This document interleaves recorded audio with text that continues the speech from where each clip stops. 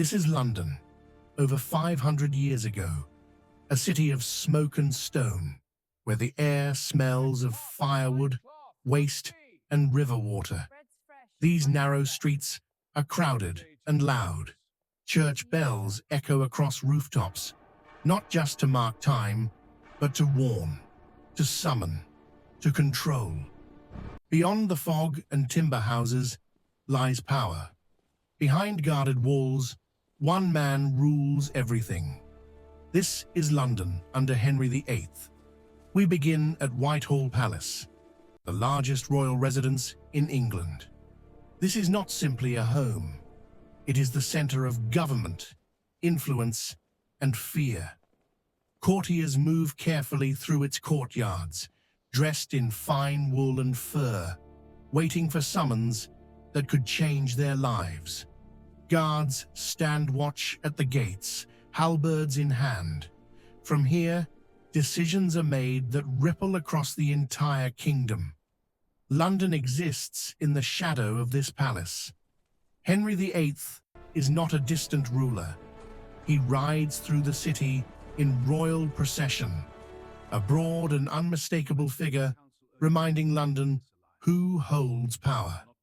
Inside the palace, he sits among advisors and nobles, listening, judging. To gain the king's favor is to rise. To lose it is to disappear. In Henry's London, loyalty is survival. The River Thames is London's main artery. Everything moves through this waterway: food, timber, people, and waste. Royal barges glide past overcrowded ferries, the divide between rich and poor visible even on the river. The same water used for drinking carries sewage and disease. The Thames feeds the city and slowly poisons it. London is expanding rapidly. Timber houses rise higher each year, built cheaply and close together. Upper floors lean over narrow streets, blocking light and air. Fires spread easily. Entire neighborhoods can vanish overnight. The city grows upward and inward, becoming louder, tighter, and more dangerous. Street life is relentless. Markets overflow with shouting merchants, animals, and carts fighting for space. Mud coats the roads. Waste is thrown from windows above. Children play near stalls, barefoot and unprotected. Disease spreads easily in the crush of bodies. For most Londoners, life is hard, physical, and short. Justice in Tudor London is swift and public. Punishments are meant to be seen. Stocks and whipping posts stand in open squares as warnings. Town criers announce royal orders to gathered crowds. Order is maintained not through mercy, but fear. Few places inspire more dread than the Tower of London. Its walls hold prisoners accused of treason, often without trial. Those condemned serve as examples, their heads displayed above city gates, a silent message to all who pass. Every Londoner understands what the tower represents. Defiance has consequences. Churches dominate the skyline, but belief itself is changing. Monasteries are dismantled, religious symbols removed. Sermons are delivered carefully, words chosen with caution. Henry VIII has broken with Rome, reshaping England's faith by royal command. In this city, even belief has become dangerous. London is sharply divided. Behind stone walls, nobles live in comfort and security, just streets away. The poor crowd into narrow alleys and shared rooms. Clothing reveals status instantly. Wealth is visible. So is desperation. As night falls, the city changes. Torches flicker along wet stone streets. Watchmen patrol slowly, calling the hours into the darkness. City gates close, movement slows. The Thames reflects torchlight and moonlight alike. This is London, under Henry VIII, a city shaped by power, fear, ambition, and survival. And long after this king is gone, the streets will remember everything. So now ask yourself this: would you have survived London under Henry VIII? Would you have been born into wealth, protected behind stone walls, dressed in fine wool, eating well while others starved? Or would you have lived in the crowded streets below, where disease spread quickly, food was uncertain, and one wrong word could cost everything? In Tudor London, survival depended on status, loyalty, and luck.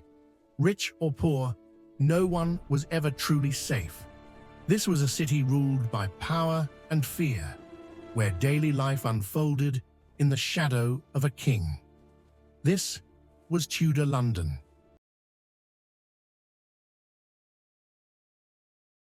In May 1536, the Queen of England was locked inside the Tower of London. She had no army, no allies, no escape. Just 3 years earlier, the king had torn his kingdom apart to marry her.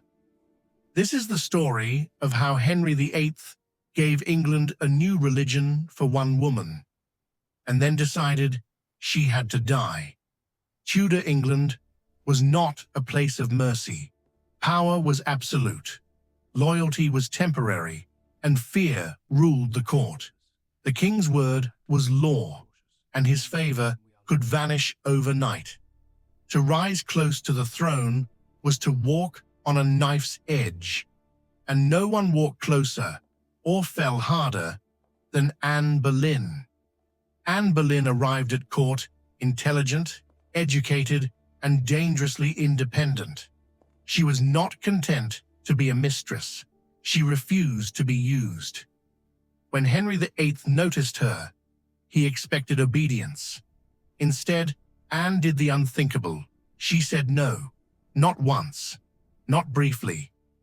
She told the king she would belong to him only as queen. That refusal ignited an obsession that would change England forever. Henry was already married. The church refused to grant him a divorce. So Henry made a choice that no English king had ever made before. He rejected the authority of the Pope. He broke England from the Catholic Church. Monasteries were dissolved. Priests were executed. Centuries of tradition were destroyed, all for one woman. In 1533, Anne Boleyn was crowned Queen of England. The moment she reached the throne, her protection began to fade. Anne's power made enemies. Her confidence was mistaken for arrogance. And when she failed to give Henry a male heir, patience turned to suspicion. The court grew quiet around her. Whispers followed her through the halls. Accusations appeared suddenly: adultery, treason, even incest. Charges so extreme they could only have one purpose. Henry had already decided the ending. Guilt no longer mattered.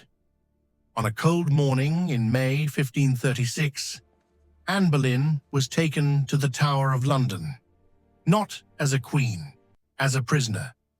She was tried by men who owed their power to the king. The verdict was never in doubt. Henry ordered a skilled swordsman from France, not out of mercy, but efficiency. Anne was told the execution would be quick. On the scaffold, she forgave the king. She prayed for England, and with a single strike, her life ended, erased as cleanly as her rise. Less than 2 weeks later, Henry VIII remarried. Anne Boleyn was buried in an unmarked grave, her name removed from records, but the damage she left behind was permanent. England's religion had changed. Power had been rewritten, and the king who destroyed a woman for ambition would spend the rest of his life ruling through fear.